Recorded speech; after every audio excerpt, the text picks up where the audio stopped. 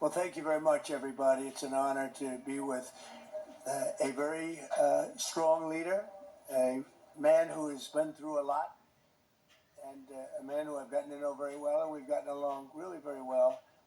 And we had a big call yesterday, as you know, with President Putin, and we'll be talking about it. President Zelensky of Ukraine has endured a lot. I mean, he really has. He's endured a lot, and we've endured it with him.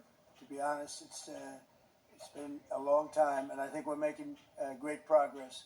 So we're going to be talking about that today. We'll be talking about what took place yesterday with my phone call with President Putin.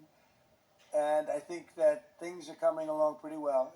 It began with Alaska, where I think certain guidelines were discussed, and we want to see if we can get this done. This was long ago into the Biden administration. I came here and we inherited this, and we'd like to see if we could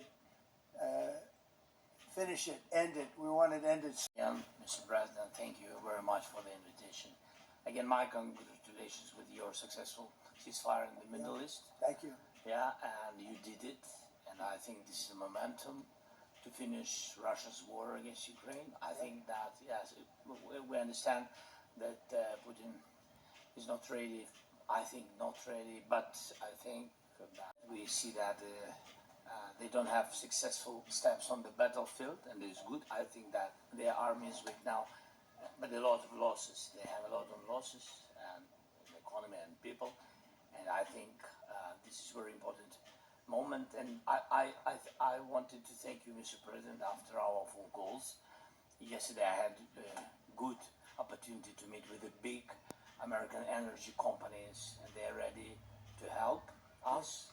Yes, after all these attacks on our infrastructure, Russian attacks, and etc. And I had also meetings, thanks to your team. We had meetings with a good military companies who spoke about air defense, and I want to share it after with details where we are. Thank you so much. Well, let's see what happens. I mean, you know, what if?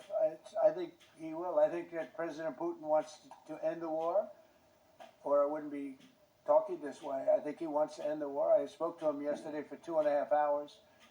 We went through a lot of details. He wants to get it ended. I think that President Zelensky wants to get it ended. Now we have to get it done. President Trump, Kara Castronova from Lindell TV. And although I love asking you questions, today my question is for President Zelensky. Sure. Ukraine. Go ahead, please. Thank you. Our President Zelensky, President Trump, just brokered a peace deal in the Middle East that all Americans, both sides of the aisle, are very proud of. But to meet that deal, both sides had to make concessions. Our president has stuck out his neck in many ways to make a peace deal for your war as well. What specific concessions are you willing to make to end this war with Russia? Will you give up joining NATO? Americans have foreign war fatigue, and our president, as he said, we need our tomahawks too. To me? Yes, you, Okay. President Zelensky. Thank you very What much. concessions will you That's some question. So many Thanks. questions in one. Thank you very much for your question. First of all, I think we need to sit and speak. The second point, we need ceasefire. Even now, you see in the Middle East, it's very difficult to hold ceasefire. Everywhere, in every war, it's very difficult. We want peace. Putin doesn't want. That's why we need pressure on it. We will speak with President today what we need. We understand what we need to push Putin to negotiation table. And as I said previously, so we are ready to speak in any kind of format, bilateral, trilateral, doesn't matter. Matter just peace. This is important. And we don't speak about NATO or NATO. For Ukrainians, it's very important. Of course, it's our decisions of allies to decide where we are. But are you willing to get Yes, but the most important thing for people in Ukraine, which are under each day's attacks, to have really strong security guarantees. NATO is the best, but weapon is very important. Allies on our side is very important. And between us, for us, bilateral security guarantees between me and President Trump is very important. I don't know, we didn't speak with details about it, but this is the most important document, because the United States is very strong. Is doing a better job negotiating, President Zelensky or President Putin? I think they're both doing a great job in that sense. We have to get it done. We've got to take some of the hatred of each other. You know, they don't like each other. I say that in front of President Zelensky, but I say it in front of President Putin too. They have tremendous bad blood. It really is what is holding up, I think, a settlement. I think we're going to get it done, and we have to make it long-lasting. As I said in the Middle East, everlasting, right? Everlasting. And the Middle East is a much more complicated situation. You know, we had 59 countries involved, and every one of them agreed. And it's sort of amazing. Most people didn't think that was doable. This is going to be something I really believe that's going to get done. I had a very good talk yesterday with President Putin. I think he wants to get it done. And President, what do you see as the biggest difference in diplomacy between President Trump and President Biden? President Trump has a big chance now to finish this war. President Biden now is not the president, so he doesn't have a chance to finish this war. And President Trump is really showed for the world that he can manage ceasefire in the Middle East, and that's why I hope that he will do this, and we will also have such big success. For Ukraine, it's a big chance, and I hope that President Trump can manage it. I would say the biggest difference is one is extremely competent, and the other one is grossly incompetent. So do you consider providing Ukraine with the Tomahawk or similar missile as an opportunity to equalize the possibilities of Ukraine and Russia? And That's why we're here. Okay? Fair question. Exactly as he told you to say it. But we're going to be talking about it. Okay? Yeah. To Ukraine, what's going to happen if the United States is in a conflict and we need the Tomahawks? Well, that's the problem. We need Tomahawks, and we need a lot of other things that we've been sending over the last 4 years to Ukraine. We've been, we gave them a lot. Now we have a different situation. We send it to the European Union. They pay for it and all that, and they have plenty of money. But it's beyond the money. We need Tomahawks, and we need a lot of other weapons that we're sending to Ukraine. One of the reasons we want to get this war over is exactly that. It's not easy for us to give. You're talking about massive numbers of very powerful weapons. So that's one of the things we'll be talking about. Hopefully they won't need it. Hopefully we'll be able to get the war over with without thinking about Tomahawks. I understand. So for today, of course, we want to finish this war, but the war is another technological war.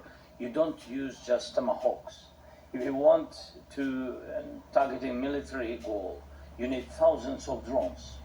It goes together with such missiles. Ukraine has such thousands of our production drones, but we don't have Tomahawks. That's why we need Tomahawks. But the United States is a very strong production, and the United States has Tomahawks and other missiles, very strong missiles, but they can have our thousands of drones. That's why where we can work together, where we can strengthen American production. And so just so that I understand, so if President Trump okays Tomahawk missiles to help you launch... Yes, it's about Russia, military goals. then It's you only would about military goals. Right, but then you would authorize some kind of an exchange where... Yes, of course. The US gets Yes, we Ukraine. have proposition. We have big proposition with our drones. President Trump, I don't mean to be brokering an arms deal here, but is that something that you'd be interested in, Ukrainian drones? We are, yeah, we would. We have a lot of drones right now. We build our own drones, but we also buy drones from others, and they make a very good drone. I mean, drone warfare has really come to the fore over the last couple of years because of this war. In war and peace, right? You never know what's going to happen. So we're going to be talking about Tomahawks, and would much rather have them not need Tomahawks. Would much rather have the war be over, to be honest, because we're in it to get the war over. We're selling a lot of different types of weapon, as you know, to the European Union. We're not in it for that. We're in it to get it over. We're losing thousands of people a week, thousands of people, Russian, Ukrainian, and mostly soldiers. I mean, mostly soldiers. But we're in it to see that end. And if we can end quickly, and I think we can. I mean, I had a very good talk yesterday. We're going to be talking about it. But I had a very productive talk yesterday with President Putin. We'll see what happens. But the war in the Middle East was far more complicated. We got that one done. And I think we have a good chance. I think President Zelensky wants it done, and I think President Putin wants it done. You'll let Scott do that, but I think we're doing very well. I think we're getting along with China.